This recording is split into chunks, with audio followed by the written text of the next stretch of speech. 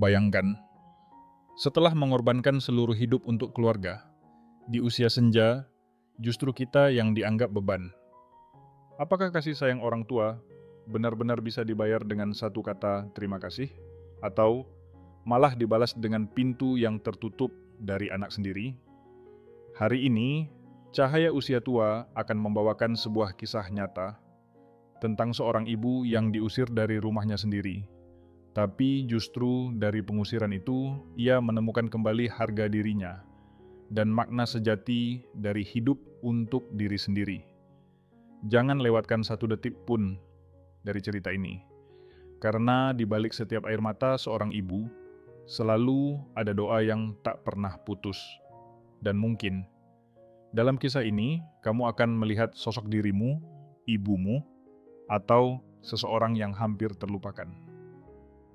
Selamat datang di Cahaya Usia Tua, tempat di mana setiap kisah jadi pelita di ujung usia. Namaku Lestari, usia 53 tahun. Aku adalah seorang ibu rumah tangga biasa yang telah menghabiskan lebih dari separuh hidupku untuk keluarga kecil kami, aku, suamiku Hadi, dan anak laki-laki kami Rangga. Tak ada yang istimewa dalam hidupku, dan mungkin karena itulah aku selalu merasa cukup. Kami tinggal di rumah sederhana di pinggiran kota Yogyakarta, rumah yang dibangun dari hasil keringat kami berdua selama puluhan tahun. Hadi bekerja sebagai pegawai negeri sipil, aku mengurus rumah, masak, mencuci, menjaga semuanya tetap hangat dan bersih. Hidup kami tidak mewah, tapi penuh cinta. Hadi bukan lelaki yang romantis, tapi dia tak pernah lalai menyiapkan secangkir teh hangat untukku setiap pagi. Ketika aku mulai mengeluh sakit lutut, dia yang membelikan balsem tanpa aku minta. Ketika Rangga beranjak dewasa dan mulai menantang kami dengan argumennya, Hadi yang menjadi penengah. Diam, tenang, dan sabar. Seorang suami yang mungkin tak banyak bicara, tapi cintanya terasa dari hal-hal kecil. Aku ingat, dulu aku pernah bertanya, "Mas, kalau nanti tua, kita mau tinggal di mana?" Dia hanya tersenyum dan menjawab, "Di rumah ini sampai rambut kita putih semua, sampai cucu-cucu berlarian di halaman." Waktu berjalan cepat. Rangga tumbuh besar, masuk universitas, lalu bekerja. Kami begitu bangga padanya. Ia anak tunggal kami. Semua harapan, cinta, dan impian kami letakkan di pundaknya. Ketika ia membawa pulang seorang gadis bernama Indah, memperkenalkan sebagai calon istrinya, aku menangis haru. Indah terlihat manis, sopan, dan perhatian. Meskipun aku kadang merasa ia terlalu modern, tapi aku berusaha membuka hati. Aku selalu ingat kata Hadi, jangan buat istri anak merasa seperti orang luar. Kalau kita terbuka, mereka juga akan sayang sama kita. Jadi, aku berusaha menjadi ibu mertua yang baik. Aku ajari Indah resep sambal favorit Rangga. Aku bantu mengurus cucu pertama kami, Arka, yang lahir 2 tahun setelah mereka menikah. Aku tak pernah mengeluh. Bahkan ketika tenagaku tak lagi seperti dulu. Aku pikir, inilah bentuk cinta. Memberi tanpa berharap balasan. Namun, perlahan-lahan, aku mulai merasa seperti tamu di rumah sendiri. Indah mulai mengambil alih dapur sepenuhnya. "Biar aku aja yang masak, Bu. Istirahat saja," katanya manis. Tapi entah kenapa, aku merasa bukan ditawari istirahat, melainkan disingkirkan secara halus. Lemari dapurku yang dulu penuh dengan rempah-rempah kesukaanku diganti dengan botol-botol modern, makanan instan, dan alat masak elektrik. Rangga pun mulai berubah. Ia jarang duduk mengobrol denganku atau Hadi. Pulang kerja langsung masuk kamar. Saat aku tanya, jawabannya selalu pendek. "Capek, Bu." Kadang, ia bahkan tak mengangkat teleponku. Hadi pernah berkata pelan saat kami duduk sore di teras, "Mereka punya dunia sendiri sekarang. Kita jangan terlalu berharap, Mi." Ya, aku tersenyum, meski hatiku terasa sesak. "Yang penting mereka sehat dan bahagia, Mas." Tapi jauh di dalam hati, aku masih menyimpan harapan kecil bahwa kelak di masa tua kami, Rangga akan menjaga kami, menanyakan kabar kami, dan mungkin kalau kami tak bisa berjalan, dia yang akan menggandeng tangan kami. Semua berubah ketika Hadi jatuh sakit. Awalnya hanya batuk kecil, lalu demam, lalu tubuhnya melemah dalam hitungan minggu. Aku membawanya ke rumah sakit, dan dokter memberi vonis yang memukul jantungku. Kanker paru-paru stadium lanjut. Tak bisa dioperasi. Terlambat. Aku merasa dunia berhenti, tapi aku tidak bisa menangis di depannya. Aku harus kuat. Aku harus jadi tiang penyangga, seperti dia selalu jadi penopang kami selama ini.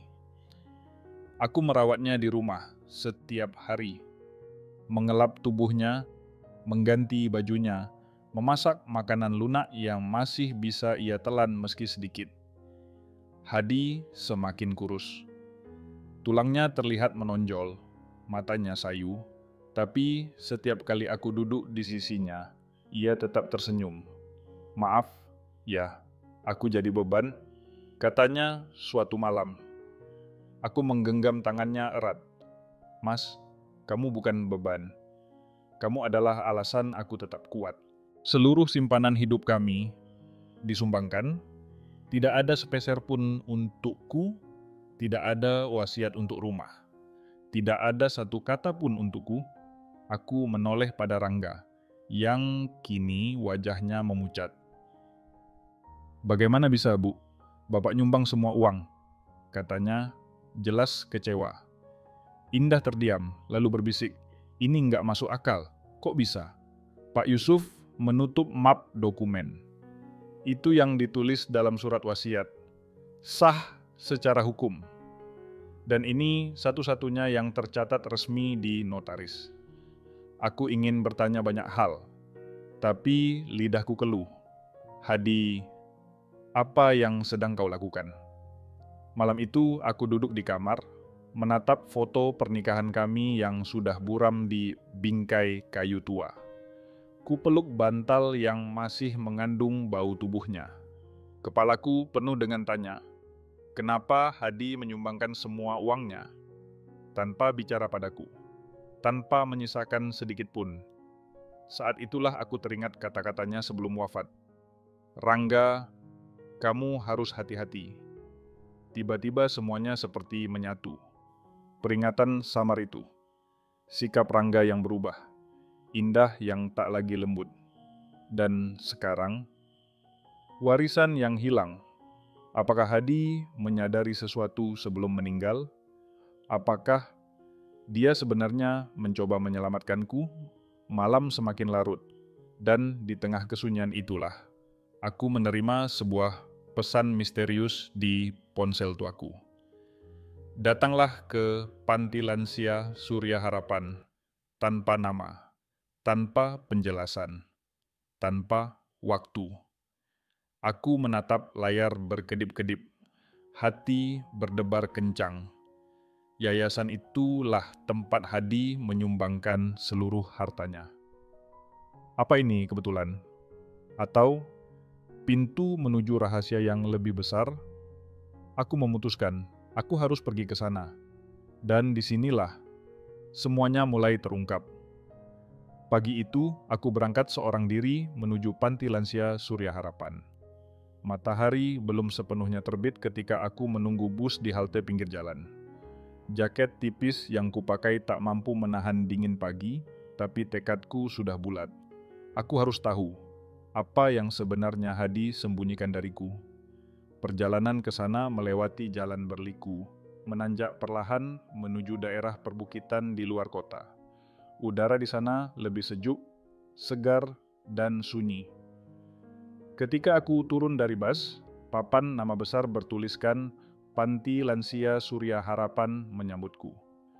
Bangunan itu jauh dari kesan tua dan usang.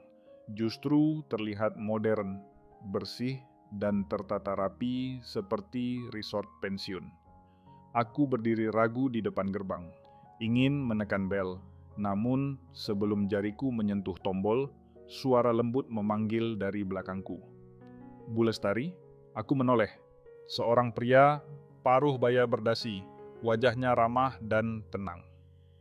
"Saya Yusuf, pengacara yang mewakili almarhum suami ibu. Saya yang mengirimkan pesan." Hatiku berdegup. "Pak Yusuf, ada apa sebenarnya? Apa ini semua hanya kebetulan?" Beliau mengangguk pelan. "Sebaiknya ibu ikut saya dulu ke ruang tamu.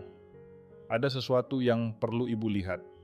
Kami duduk di sebuah ruangan kecil dengan jendela besar yang menghadap taman. Di atas meja terletak sebuah map coklat dan di sebelahnya tablet elektronik. "Bu Lestari," kata Pak Yusuf dengan suara pelan. "Almarhum suami ibu meninggalkan satu lagi surat wasiat. Wasiat ini ditandatangani 6 hari sebelum beliau wafat. Dan sebelum saya membacakannya, beliau meminta saya menunjukkan ini terlebih dahulu." Ia menyalakan tablet. Layar menyala, menampilkan sosok Hadi, duduk di ranjang rumah sakit, wajahnya pucat, tubuhnya menyatu tampak lemah. Tapi matanya masih hidup, masih hangat, masih seperti Hadi yang aku kenal. "Lestari," suara Hadi terdengar lirih dari layar. "Jika kamu melihat video ini, berarti aku sudah tidak ada." Aku menggigit bibir bawahku, menahan napas. Aku tahu, kamu pasti marah, bingung, kecewa. Tapi aku mohon, dengarkan aku sampai selesai. Ada hal yang tidak bisa kusampaikan saat aku masih hidup, karena aku tahu kamu terlalu baik, terlalu lembut, dan kamu mungkin tidak akan tega melakukan ini. Ia terdiam sejenak, menghela napas, lalu melanjutkan. "Aku tahu Rangga telah berubah. Aku lihat sendiri. Bagaimana dia mulai menghitung setiap biaya saat aku dirawat. Bahkan soal harga popok pun ditanyakan. Hatiku remuk, Lestari. Tapi aku tetap diam, karena aku punya rencana." Aku menutup mulut dengan kedua tangan. Air mata mulai mengalir. Aku buat 2 wasiat. Satu untuk publik, agar mereka percaya seluruh harta kita disumbangkan ke yayasan ini, supaya Rangga tidak berharap, supaya dia berhenti memaksa. Ia menunjuk ke sisi ranjang, tampaknya ke arah dokumen. "Tapi sebenarnya, rumah kita sudah kudaftarkan atas nama kamu. Seluruh penghasilan yang kita simpan sudah kutaruh di rekening kepercayaan. Semua ini untukmu, supaya kamu bisa hidup tenang tanpa mengemis kasih sayang dari anak sendiri." Hadi menunduk, bahunya gemetar. Lalu perlahan ia berkata, "Maafkan aku, Lestari. Aku tidak memberitahumu lebih awal karena aku tahu kamu akan menyerahkan segalanya ke Rangga kalau tahu. Tapi aku tidak ingin kamu hidup dalam bayang-bayang mereka. Aku ingin kamu bebas." Aku tak bisa menahan isak tangis. Pak Yusuf mengalihkan pandangannya, memberiku ruang. "Hadi," menatap kamera untuk terakhir kalinya. "Jika ada kehidupan berikutnya, aku ingin tetap menjadi suamimu. Tapi sekarang, jalani hidupmu dengan kepalamu tegak, Lestari. Jangan biarkan siapapun, bahkan anak kita sendiri, merampas harga dirimu." Layar padam. Pak Yusuf mengeluarkan map dari tas dan menyerahkannya padaku. "Ini surat wasiat resmi kedua. Didaftarkan dan disahkan 6 hari sebelum beliau meninggal. Rumah yang sekarang ditempati oleh Rangga dan istri tercatat sepenuhnya atas nama ibu." Tanganku gemetar saat membukanya. Di halaman pertama tertulis jelas, pemilik sah atas properti terletak di Jalan Anggrek nomor 7 adalah Lestari binti Sarwo. Aku mengusap air mata. "Dan uang yang katanya disumbangkan?" Pak Yusuf tersenyum kecil. "Dana itu tidak benar-benar disumbangkan. Akun yang digunakan adalah rekening trust atas nama ibu. Digunakan untuk dana pensiun, pengobatan, serta akomodasi eksklusif di panti ini. Semuanya atas nama ibu. Tidak bisa diganggu-gugat. Aku tercengang. Jadi, semua ini adalah perlindungan terakhir dari Hadi? Pak Yusuf mengangguk. Betul, Bu. Beliau tidak menyerah. Beliau berjuang sampai napas terakhirnya untuk memastikan ibu tidak hidup dalam ketidakadilan. Aku pulang dari panti hari itu dengan hati campur aduk, bahagia, sedih, marah, bangga. Tapi yang paling kuat adalah tekad. Aku tidak bisa membiarkan rumah itu dijual. Aku tidak bisa terus jadi korban. Keesokan paginya, aku pergi ke pengadilan, membawa seluruh dokumen, menyampaikan permohonan eksekusi paksa terhadap rumah milikku yang kini sedang dicoba dijual oleh putraku sendiri. 7 hari. Itu batas waktu yang diberikan pengadilan. 7 hari lagi aku akan kembali. Bukan sebagai ibu yang memohon, tapi sebagai pemilik rumah.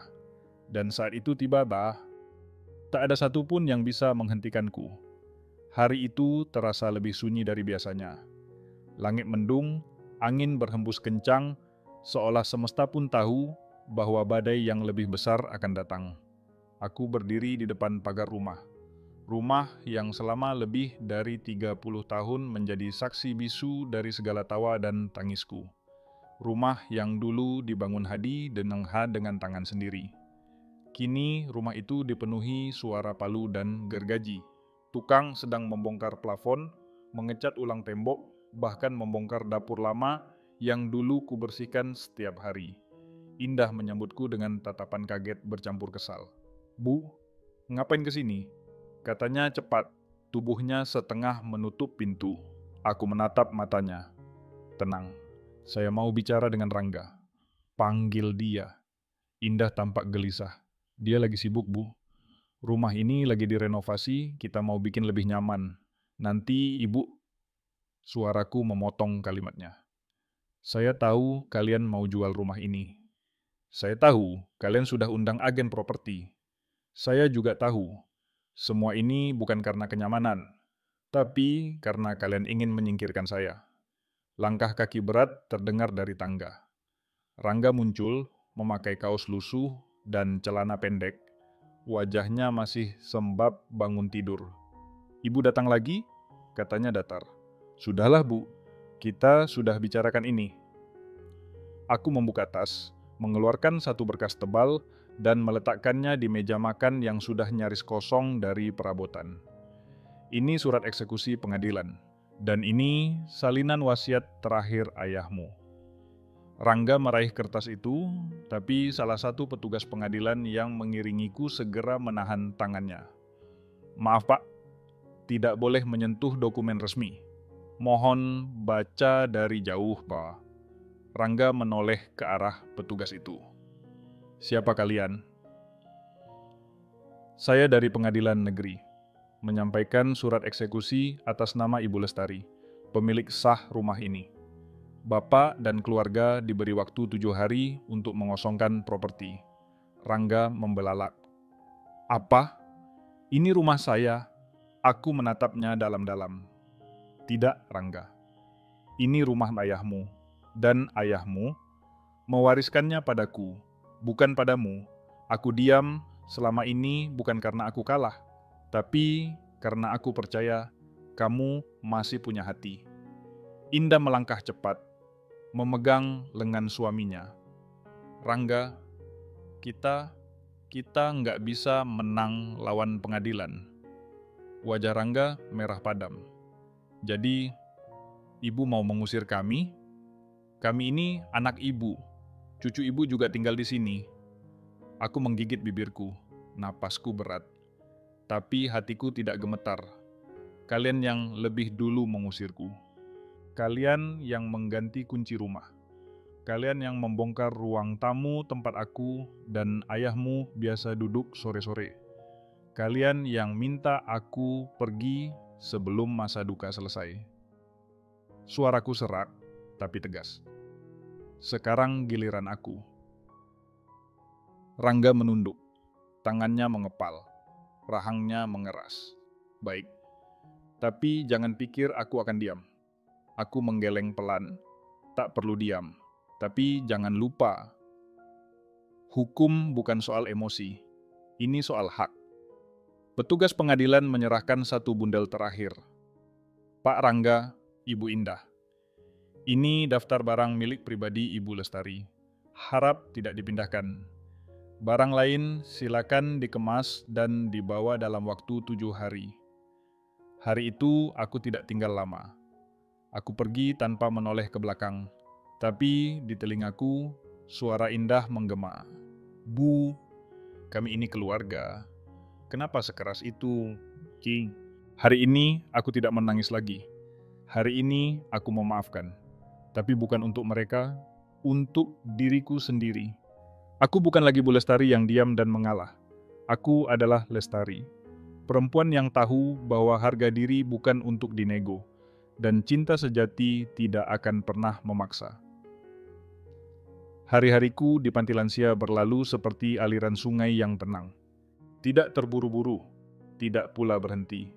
Setiap pagi, aku bangun tanpa alam. Tak ada tangisan bayi, tak ada suara televisi menyala keras, tak ada cangkir yang dibanting karena kopi terlalu pahit. Hanya suara burung, derak pohon, dan aroma kayu manis dari dapur komunitas. Aku mulai belajar menikmati kesendirian. Bukan kesepian, tapi kesendirian yang sadar dan penuh kendali. Aku bangun karena ingin, bukan karena kewajiban. Aku memasak karena suka, bukan karena diminta. Aku menggambar karena rindu, bukan karena pelarian. Pernah suatu pagi, aku duduk di taman kecil panti, memegang kuas dan kertas cat air. Seorang ibu parubaya yang baru masuk panti menghampiriku. Namanya Bu Halimah. Wajahnya lembut, suaranya pelan, tapi matanya penuh luka. Bu Lestari, katanya sambil menatap lukisanku yang belum selesai, saya dengar cerita ibu dari perawat. Katanya ibu dulu sempat diusir anak sendiri. Apa benar? Aku tersenyum, meletakkan kuas perlahan. Kalau dibilang diusir, ya bisa dibilang begitu.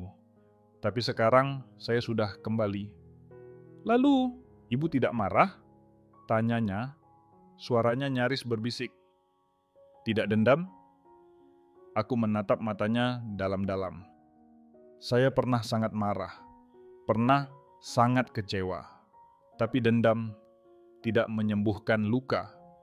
Saya memilih untuk berdiri, bukan untuk membalas, tapi untuk menyelamatkan diri saya sendiri. Bu Halimah terdiam lama, lalu menangis dalam diam. Ia duduk di sampingku, dan untuk pertama kalinya, aku tidak merasa seperti orang yang paling hancur di dunia ini. Kami duduk di bawah pohon ketapang tua, dua perempuan yang terluka, tapi memilih tidak runtuh. Beberapa minggu setelah itu, aku mulai ikut kegiatan komunitas di panti. Menjadi mentor kelas menggambar untuk penghuni baru. Aku tak pernah menyangka, di usia lebih dari 60 tahun, aku masih bisa berguna. Bukan hanya untuk anak atau cucu, tapi untuk diriku sendiri dan untuk orang lain yang senasib. Satu hari, direktur panti memberiku kabar bahwa pihak yayasan akan membangun galeri kecil untuk menampilkan karya-karya para penghuni. Dan kami ingin Bu Lestari menjadi kurator pertamanya. Aku terdiam. Beliau tersenyum. Ibu ini inspirasi bagi kami semua. Bukan karena lukisannya saja, tapi karena hidup ibu adalah lukisan yang paling jujur. Air mataku nyaris jatuh, tapi aku tahan. Bukan karena malu, tapi karena rasa syukur itu terlalu dalam untuk diluapkan hanya dengan tangisan. Waktu terus berjalan. Aku tidak pernah lagi menerima kabar dari Rangga. Tidak telepon, tidak pesan. Indah sesekali muncul di beranda media sosialku dengan senyuman penuh gaya di restoran, atau cerita liburan keluarga ke luar kota. Tak ada satupun yang menyebut namaku, tapi anehnya, aku tidak merasa kehilangan. Aku tidak membenci mereka. Tapi aku juga tidak ingin lagi menggantungkan hidupku pada kemungkinan bahwa suatu hari mereka akan berubah. Aku punya kehidupan sendiri sekarang, dan itu cukup. Sore itu, saat matahari hampir tenggelam, aku duduk di balkon kamar, menggenggam secangkir teh. Angin membawa aroma tanah basah dan suara doa dari musola kecil dekat taman. Aku memejamkan mata. Dalam diam, aku berbisik, "Hadi, aku tidak jatuh, aku tidak kalah. Aku tidak pergi dengan hati remuk seperti yang dulu kau takutkan. Aku berdiri seperti yang kau inginkan, dan aku akhirnya hidup."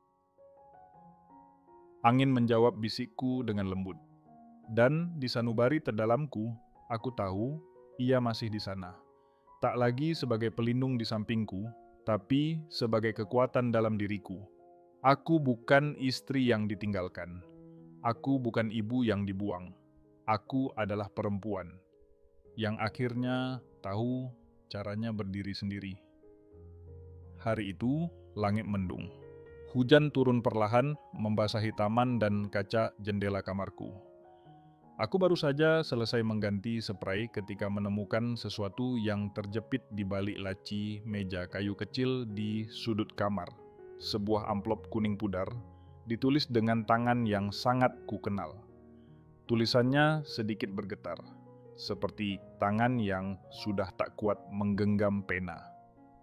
Untuk Lestari, bila aku tak sempat bicara. Hadi. Aku terdiam. Jantungku berdebar tak karuan. Selama ini, aku pikir semua sudah terungkap. Wasiat, trust, video terakhir. Tapi ternyata Hadi masih meninggalkan sesuatu. Satu lembar terakhir dari dirinya untukku. Tanganku bergetar saat membuka amplop itu. Di dalamnya hanya satu lembar kertas. Tapi setiap kata di atasnya seperti disulam dengan perasaan yang tak pernah sempat diucapkan. Lestari, kalau surat ini sampai ke tanganmu, mungkin aku sudah benar-benar tak bisa berkata-kata. Mungkin tubuhku sudah tak bisa lagi menggenggam tanganmu yang hangat itu. Maaf, aku tak pernah cukup pandai menunjukkan cinta. Aku bukan suami yang tahu cara memuji. Tapi aku memperhatikan semuanya. Caramu tersenyum walau letih, caramu diam ketika terluka, caramu meredam amarah demi anak yang kita cintai. Aku melihat semuanya, Lestari. Aku tahu kamu menahan tangis saat dapur kita diambil alih. Aku tahu kamu mengalah bahkan ketika kamu dipinggirkan. Kamu tidak buta, hanya terlalu cinta. Air mataku mulai jatuh tanpa bisa dicegah. Surat ini seperti suara yang selama ini hilang, kini kembali dalam bisikan. Aku menulis surat ini karena aku takut tidak sempat bilang. Kamu bukan istri yang gagal, bukan ibu yang kalah. Kamu adalah alasan rumah ini bertahan puluhan tahun.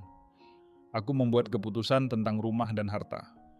Kita bukan karena tak percaya padamu, tapi karena aku tahu kamu akan memberikan semuanya. Bahkan jika itu berarti kamu kehilangan dirimu sendiri. Aku tidak ingin kamu menjadi istri yang hidup dari sisa niat baik anaknya. Aku ingin kamu berdiri, seperti pohon yang dulu kita tanam bersama di halaman, yang tetap tegak walau hujan badai datang. Jangan sedih kalau mereka tak kembali. Kadang anak bukan tempat kita bersandar. Kadang satu-satunya tempat berpulang adalah diri kita sendiri. Aku mencintaimu, bukan hanya sebagai istri, tapi sebagai perempuan yang mengajariku arti kesabaran. Kalau boleh meminta sesuatu terakhir, aku ingin kamu hidup dengan tenang, dengan senyuman yang dulu selalu kamu simpan untukku.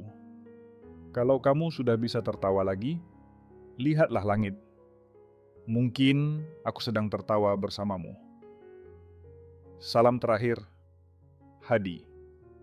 Aku memeluk surat itu seperti memeluk tubuhnya yang tak akan pernah kembali. Rasanya seperti baru mendengar napasnya di samping telingaku. Rasanya seperti dipeluk, meski dalam kenyataan aku hanya duduk sendiri di kamar kecil ini. Lama aku terdiam. Dan ketika hujan berhenti, aku berdiri, membuka pintu balkon, membiarkan angin lembut masuk. Aku berjalan ke taman. Di sana ada pohon kecil yang baru kutanam beberapa minggu lalu. Pohon ketapang, seperti yang dulu ada di halaman rumah kami. Di bawah pohon itu, aku menggali tanah sedikit, dan dengan pelan, aku masukkan surat itu ke dalam kotak kayu kecil. Ini bukan penguburan, bisikku. Ini penanaman. Penanaman kenangan. Penanaman kekuatan. Dan penanaman janji bahwa mulai hari ini, aku akan hidup bukan untuk menunggu cinta orang lain, tapi untuk merayakan cinta yang sudah pernah aku miliki dan masih menumbuhkan kekuatan dalam diriku. Hari-hari berikutnya berjalan tenang. Tidak ada kejutan, tidak ada tamu tak diundang. Tapi justru dalam keheningan itulah aku belajar mendengar diriku sendiri. Aku tidak lagi mencari-cari kabar dari Rangga, tidak mengintip media sosial mereka, tidak bertanya-tanya apakah mereka menyesal. Karena aku tahu, meski memori masih tinggal, lukanya tidak harus terus menyiksa. Sore itu, aku duduk di teras taman panti, membaca buku kecil tentang makam sabar dalam Islam. Di halaman tengah ada kalimat yang membuatku menutup buku dan memandang langit. Kesabaran bukan sekadar menahan marah, tapi membiarkan hati tetap bersih, meski luka tak disembuhkan oleh permintaan maaf. Aku merenung lama. Selama ini, aku pikir aku harus memaafkan Rangga, dan Indah hanya jika mereka datang meminta. Tapi mungkin, maaf bukan soal siapa yang datang, tapi siapa yang memutuskan untuk tidak lagi memikul beban kebencian. Keesokan harinya, aku meminta izin keluar panti sebentar. Aku pergi sendiri ke rumah tua kami yang kini disewakan. Penghuni barunya, pasangan guru pensiunan, menyambutku hangat. Mereka membiarkan aku masuk dan duduk di halaman belakang, tempat pohon melati yang dulu kutanam bersama Hadi, kini mulai berbunga kembali. Aku duduk di kursi rotan, menatap pohon itu dengan mata yang basah tapi damai. Aku tidak akan mengambil kembali tempat ini, kataku dalam hati. Rumah ini bukan lagi tempat luka, tapi juga bukan tempat untuk menetap. Aku sudah punya tempatku sendiri sekarang. Sebelum pulang, aku menuliskan secarik kertas kecil dan menempelkannya di dinding dapur yang baru direnovasi. Rumah ini pernah penuh cinta. Jagalah dengan doa. Beberapa minggu kemudian, aku mendapat kabar dari seorang teman lama. Indah melahirkan anak kedua, seorang bayi perempuan. Ia mengunggah fotonya di media sosial dengan tulisan keluarga kecil yang lengkap. Aku hanya tersenyum melihatnya. Bukan senyum pahit, tapi senyum yang akhirnya bisa menerima bahwa hidup kami sudah berjalan di jalan yang berbeda. Bahwa kebahagiaan mereka, meski dibangun dari puing luka, tetaplah bagian dari takdir yang harus kuterima. Aku tidak mengirim pesan, tidak menelepon. Tapi malam itu, aku menggelar sajadah. Dan dalam sujud terakhir, ku sebut nama mereka satu persatu. Ya Allah, kalau mereka belum tahu caranya menghormati ibunya, tuntunlah mereka. Tapi kalau Engkau tak memberiku waktu untuk melihatnya, biarkan aku pulang dengan hati yang ringan. Di panti, hidupku kini semakin aktif.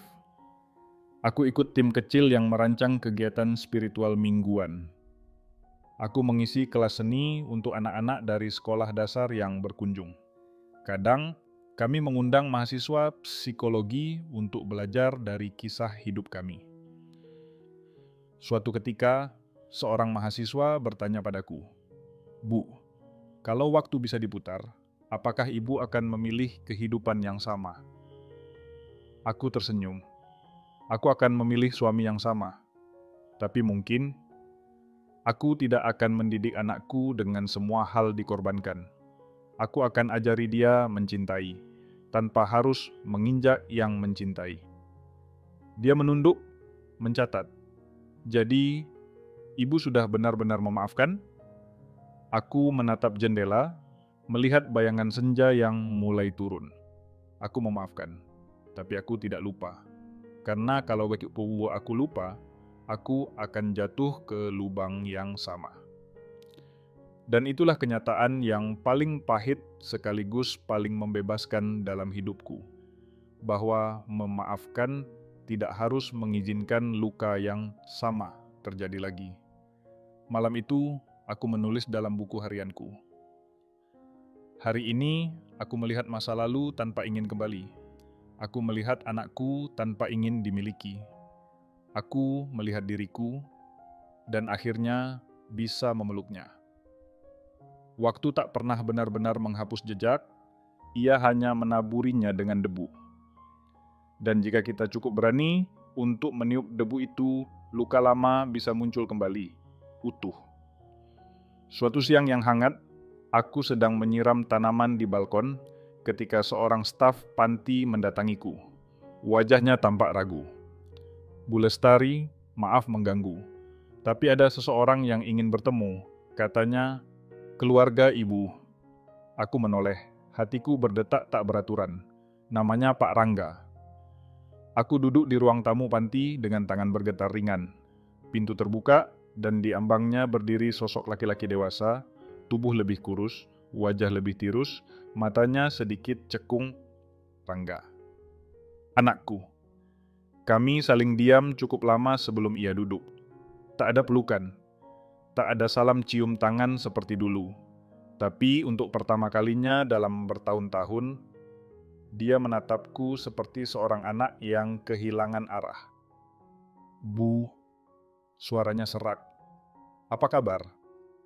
Aku menatapnya. Aku baik. Dia mengangguk pelan, lalu mengusap wajahnya dengan kedua tangan. Aku nggak tahu harus mulai dari mana. Tapi akhir-akhir ini, aku sering mimpi tentang Bapak. Dan entah kenapa, rasanya seperti dia marah. Aku diam. Tidak memotong, tidak memberi penilaian. Aku dulu pikir semua akan beres. Aku butuh uang, aku stres. Tapi setelah semua yang terjadi, rumah itu, kehidupan kita. Sekarang aku sadar, aku kehilangan lebih dari yang aku kira. Napasnya berat. Aku datang bukan minta warisan. Bukan juga mau minta rumah itu lagi. Aku cuma mau bilang, maaf. Kata itu jatuh seperti batu ke dasar sumur. Dalam, sunyi, tapi bergema. Mataku panas, tapi aku tidak menangis. Rangga, kataku pelan, pernahkah kamu bertanya, bagaimana rasanya menjadi ibu yang dibuang dari rumahnya sendiri? Dia menunduk, bahunya turun. Pernahkah kamu berpikir bahwa kamu bukan cuma mengambil harta, tapi juga mengambil tempatku berpulang? Ia tidak menjawab. Aku menghela napas panjang. Aku tidak ingin balas dendam, dan aku tidak ingin membuatmu merasa kecil. Tapi aku ingin kamu tahu, luka ini tidak menguap begitu saja. Ia tinggal, menyatu. Aku menatap matanya yang mulai berkaca-kaca. Tapi hari ini kamu datang, itu cukup untuk membuka satu pintu kecil dalam hatiku. Pintu yang tak pernah sepenuhnya tertutup, karena aku tetap ibumu. Rangga terisak. Ia menutupi wajah dengan tangan. Tangisnya pecah seperti anak kecil yang kehilangan arah pulang. Aku membiarkannya. Tidak memeluk, tidak menghakimi.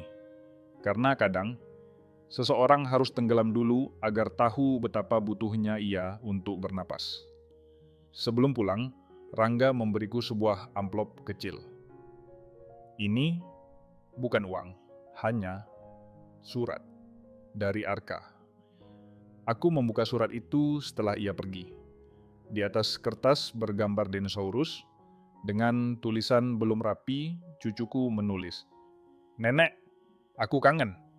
Nenek masih marah sama ayahku. Kalau enggak, boleh main ke rumahku." Aku simpen foto nenek di meja belajar. Aku menutup surat itu, lalu tersenyum. Mungkin tidak semua jejak harus dihapus. Ada jejak-jejak kecil yang justru jadi kompas. Pengingat bahwa meski perjalanan hidup menyakitkan, kita masih punya arah pulang, meski tak harus kembali ke tempat yang sama. Malam itu, aku duduk di ruang tamu panti, menyalakan lampu meja kecil dan mulai menulis. Untuk Arkabot, nenek tidak marah, tapi nenek sedang belajar menjadi kuat.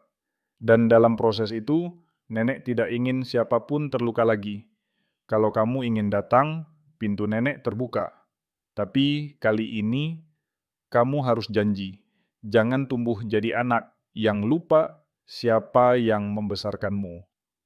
Peluk sayang nenek. Aku melipat surat itu, menyelipkannya ke dalam amplop, dan menuliskan alamat yang Rangga tinggalkan di sudut kanan.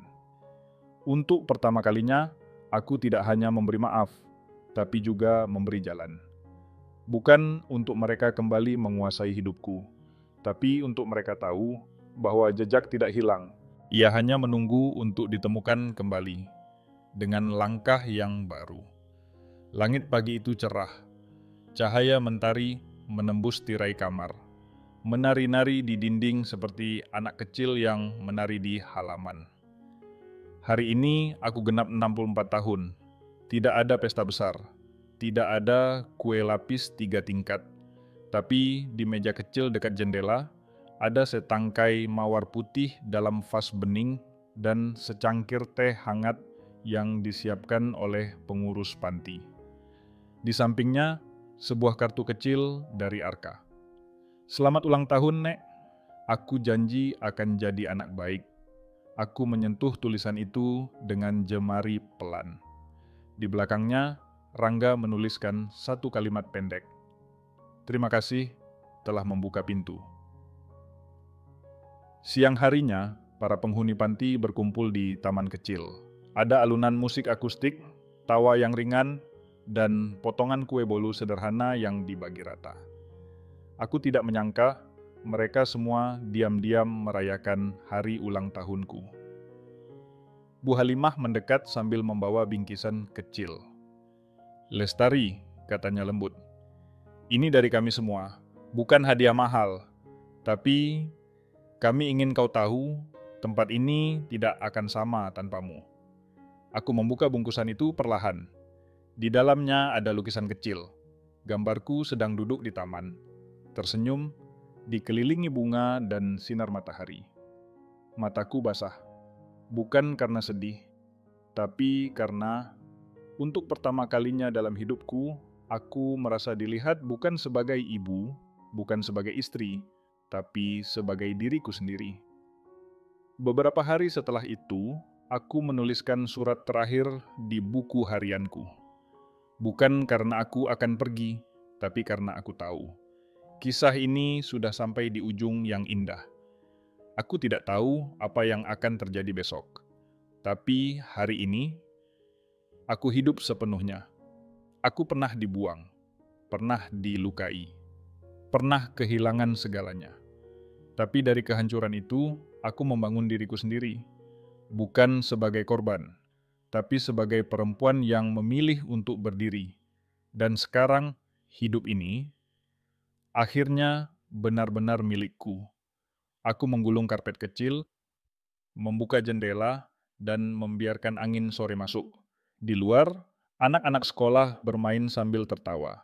Di kejauhan, suara azan memanggil lembut dari masjid kecil di ujung kompleks. Aku berdiri, menatap langit.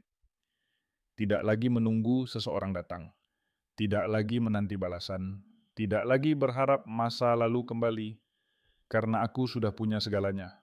Hati yang tenang, langkah yang mantap, dan hidup yang akhirnya kupeluk dengan kedua tangan terbuka. Teman-teman, jika cerita Bu Lestari ini menyentuh hatimu, Tinggalkan komentar. Aku juga ingin hidupku kembali jadi milikku sendiri. Bagikan cerita ini kepada orang tua, sahabat, atau siapapun yang sedang merasa ditinggalkan. Karena kadang, satu kisah bisa jadi cahaya bagi banyak jiwa.